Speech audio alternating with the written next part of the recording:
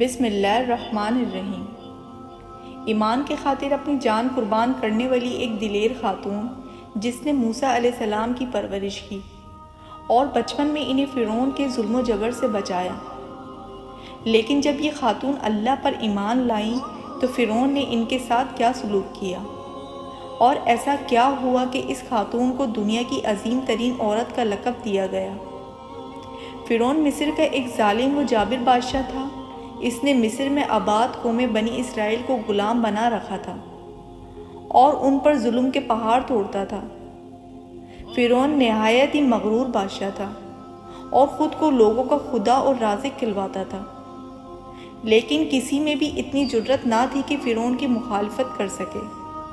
لہٰذا اللہ نے فرعون کے خاتمے کا ارادہ کیا تو بنی اسرائیل میں حضرت موسیٰ علیہ السلام کی پیدائش ہوئی۔ جب موسیٰ علیہ السلام کی پیدائش ہوئی تو ان دنوں فرعون نے اپنے سپاہیوں کو یہ حکم دے رکھا تھا کہ بنی اسرائیل میں جو لڑکا بھی پیدا ہو اسے قتل کر دیا جائے۔ لہٰذا اس مصیبت کو آفت کے دور میں مجبوراً موسیٰ علیہ السلام کی والدہ نے آپ کو ایک صندوق میں رکھ کر صندوق کو مضبوطی سے بند کر دیا اور اسے دریائے نیل میں ڈال دیا۔ دریا سے نکل کر ایک نہر فرعون کے محل کے نیچے بہتی تھی۔ اللہ کی قدرت یہ ہوئی کہ یہ صندوق دریائے نیل سے بہتے ہوئے ایک نہر میں چلا گیا۔ اس وقت نہر کے کنارے فرعون کی بیوی آسیہ بنت مزاحم بیٹھ کر نہر کا نظارہ کر رہی تھی۔ آسیہ ایک خوبصورت اور نیک دل خاتون تھی اور وہ کسی بیماری میں شدید تکلیف میں تھی۔ فرعون نے اس کا بہت کچھ علاج کروایا تھا مگر وہ ناکام رہا کرتے تھے۔ کاہنوں نے اسے بتایا تھا کہ اے فرعون، ہم پیشن گوئی کرتے ہیں کہ اس دریا میں سے ایک آدمی تیرے محل میں داخل ہوگا۔ اگر اس کے منہ کی رال اس بیمار خاتون کے جسم پر ملی جائے گی تو اسے شفا ہو جائے گی۔ چنانچہ جب نہر میں بہتے اس صندوق پر آسیہ کی نظر پڑی تو اس نے ملازمین کو اسے نکالنے کا حکم دیا۔ جب اس صندوق کو پانی سے نکالا گیا اور اسے کھولا گیا اور ملکہ نے اس بچے کو دیکھا تو اسے یوں محسوس ہوا کہ ایک بجلی سی چمکی ہے جس نے اس کے دل کو منور کر دیا ہے۔ آسیہ کے دل میں اس بچے کی محبت نے گھر بنا لیا اور بچے کا لعاب دہن جیسے ہی ان کے ہاتھوں پر پڑا تو انہیں شفا ہو گئی۔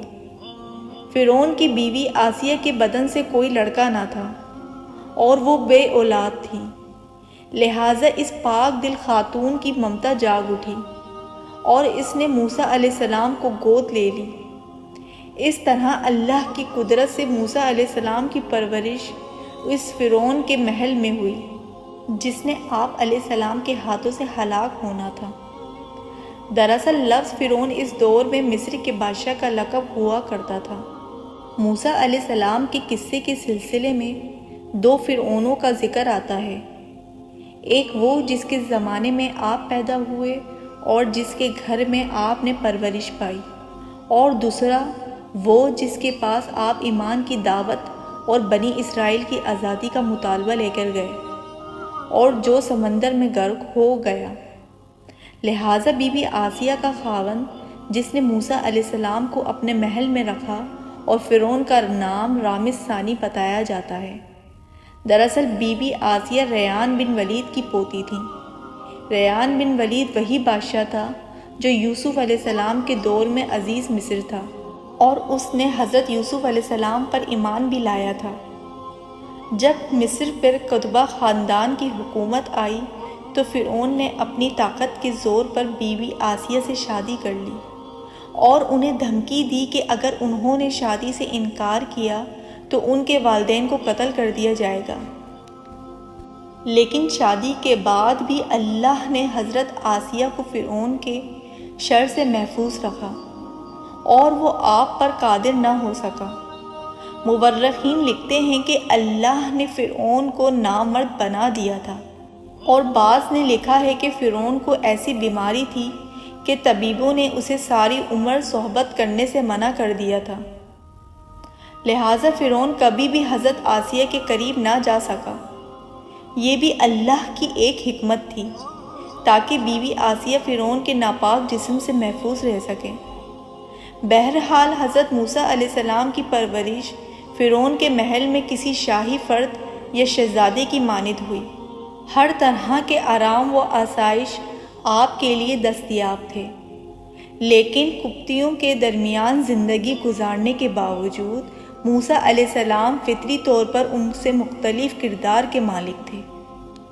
حضرت موسیٰ علیہ السلام فرعون کے غرور و تکبر اور خدائی کے دعووں کو ناپسند کیا کرتے تھے اور ہمیشہ توحید کے متعلق واضح بات کیا کرتے تھے، جو فرعون اور اس کے درباریوں کو ناگوار گزرتی تھی۔ بہت جلد وہ وقت بھی آ گیا جب اللہ نے حضرت موسیٰ علیہ السلام کو نبوت عطا کی اور آپ فرعون کے دربار میں اسلام کی دعوت لے کر تشریف لائے۔ اس وقت فرعون کے مطالبے پر جادوگروں اور موسیٰ علیہ السلام کے درمیان سحر کا مقابلہ ہوا، جس میں حضرت موسیٰ علیہ السلام کی عصا حقیقی سانپ میں تبدیل ہو گئی اور جادوگروں پر حق واضح ہو گیا کہ یہ اللہ کے سچے رسول ہیں جنہیں ہماری ہدایت کے لیے بھیجا گیا ہے، جبکہ فرعون اپنے انا اور غرور پر قائم رہا اور موسیٰ علیہ السلام کی دعوت کا انکار کر دیا۔ اسی دربار میں بی بی آسیہ بھی موجود تھی، لہٰذا آپ نے جب یہ سنسنی خیز منظر دیکھا تو آپ کے دل میں فوراً حق کا نور چمک اٹھا اور آپ موسیٰ علیہ السلام پر ایمان لے آئیں۔ بی بی آسیہ فرعون مصر کی بیوی اور ملکہ تھی۔ آپ کے پاس مال و دولت کی کثرت تھی، لیکن اس کے باوجود آپ غرور و تکبر کا شکار نہیں تھی، بلکہ آپ کا دل غریبوں کی محبت سے سرشار اور ان پر شفقت و مہربان کے جذبے سے معمور تھا۔ آپ دل کھول کر ان پر صدقہ و خیرات کیا کرتی، اسی وجہ سے آپ کو ام المساکین یعنی مسکینوں کی ماں بھی کہا جاتا ہے، کیونکہ بیوی آسیہ اپنے شوہر رامس کے ظالم کو بھی خوب جانتی تھی، اس لیے اپنے ایمان کا اظہار نہ کیا۔ آپ چھپ چھپا کر ایک اللہ کی عبادت کیا کرتی تھیں اور اللہ سے یہ دعا کرتی تھی کہ اے اللہ، مجھے فرعون اور اس کے عمل سے نجات دے، میں اس کے کفریہ حرکتوں سے بیزار ہوں۔ حضرت آسیہ خفیہ طور پر موسیٰ علیہ السلام کے خدا کی عبادت کرتی، یہاں تک کہ فرعون کو ایک دن آپ کے ایمان لانے کی خبر ہو گئی۔ اس نے ایک روز اپنے درباریوں سے کہا، کیا تم لوگوں کو میری بیوی کی کچھ خبر ہے؟ تم لوگ اس کے متعلق کیا جانتے ہو؟ سب نے بیوی آسیہ کی بڑی تعریف کی اور ان کی بھلائیاں بیان کی۔ فرعون نے کہا، کیا تم لوگوں کو نہیں معلوم وہ میرے سوا دوسرے خدا کو مانتی ہے؟ لہٰذا فرعون نے حضرت آسیہ کو دربار میں بلایا اور ان سے دریافت کیا کہ تو کسے اپنا معبود مانتی ہے؟ تو حضرت آسیہ علیہ السلام نے دلیری اور جذبہ ایمانی سے جواب دیا کہ میں موسیٰ کے رب پر ایمان رکھتی ہوں، وہ میرا، تیرا اور ہم سب کا خدا ہے۔ فرعون اس بے باک جواب پر غضبناک ہو گیا اور بہت جلد پورے شہر میں اس بات کی شہرت ہو گئی کہ فرعون کی بیوی اور ملکہ نے فرعونی طور طریقے کو ٹھکراتے ہوئے دین موسیٰ قبول کر لیا ہے۔ پہلے تو فرعون نے بی بی آسیہ کو سمجھا بجھا کر، ترغیب دلا کر اور ڈرا دھمکا کر موسیٰ علیہ السلام کے دین کو چھوڑنے کو کہا، لیکن جب اس نے حضرت آسیہ علیہ السلام کے چٹان جیسے مضبوط ایمان اور جذبے کو دیکھا تو اس نے ظلم و بربریت سے کام لینے کی ٹھان لی۔ فرعون نے اپنی اہلکاروں کو حکم دیا کہ آسیہ کو تپتے ہوئے ریگستان کی دھوپ میں لٹکا دیا جائے، لہٰذا آپ کو شدید گرمی میں ریت کے تپتے میدان میں چھوڑ دیا گیا۔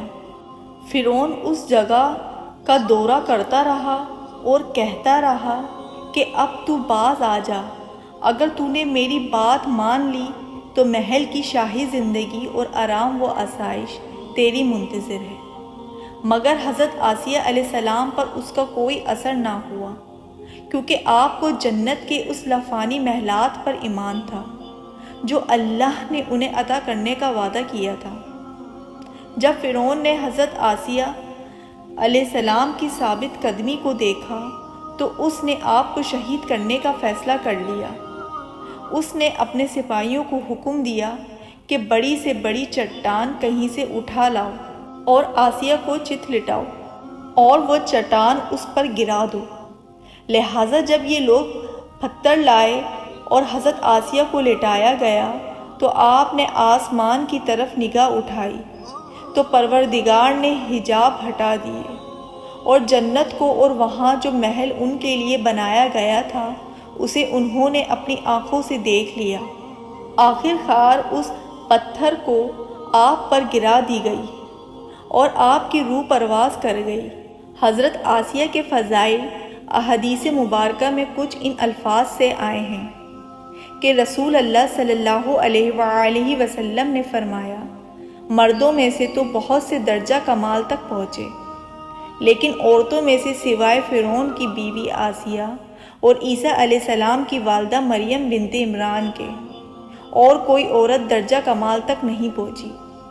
اس طرح ایک اور روایت میں آتا ہے کہ آپ صلی اللہ علیہ وآلہ وسلم نے فرمایا، جنتی عورتوں میں سب سے افضل خدیجہ بنت ولید، فاطمہ بنت محمد اور فرعون کی بیوی آسیہ بنت مزاحم اور عیسیٰ علیہ السلام کی والدہ مریم بنت عمران ہیں۔ ہم نے دیکھا ہے کہ حضرت آسیہ ایسی حکومت کے ساتھ، ایسے دربار کے اندر اس قدر مال و دولت و اطاعت گزار غلام اور کنیزوں کے ساتھ میں ایک بہترین زندگی تھی، لیکن انہوں نے حق کو قبول کیا اور موسیٰ علیہ السلام کے دین پر ایمان لے آئیں، حالانکہ انہیں معلوم تھا کہ ایمان لانے کی وجہ سے ان کی تمام خوشیاں اور مقام منصب چھین سکتا ہے، یہاں تک کہ جان بھی جا سکتی ہے، لیکن آپ نے حق کو قبول کیا اور اپنی گزشتہ اعمال پر توبہ کر لی۔ بلا شبہ توبہ کرنا اور ایمان پر مضبوطی سے قائم رہنا کوئی آسان عمل نہیں، لیکن جو شخص بھی اس دنیا کی مشکلات سے گزر کر اللہ کی اطاعت کرے گا اور انسانوں کے بجائے اللہ سے ڈرے گا تو آخرت میں اس کے لیے بہترین لافانی زندگی ہے۔ ہمارے چینل کو سبسکرائب کریں اور اوپر دیے گئے بیل کے بٹن کو کلک کریں تاکہ آنے والی ہر نئی ویڈیو آپ تک پہنچ سکے۔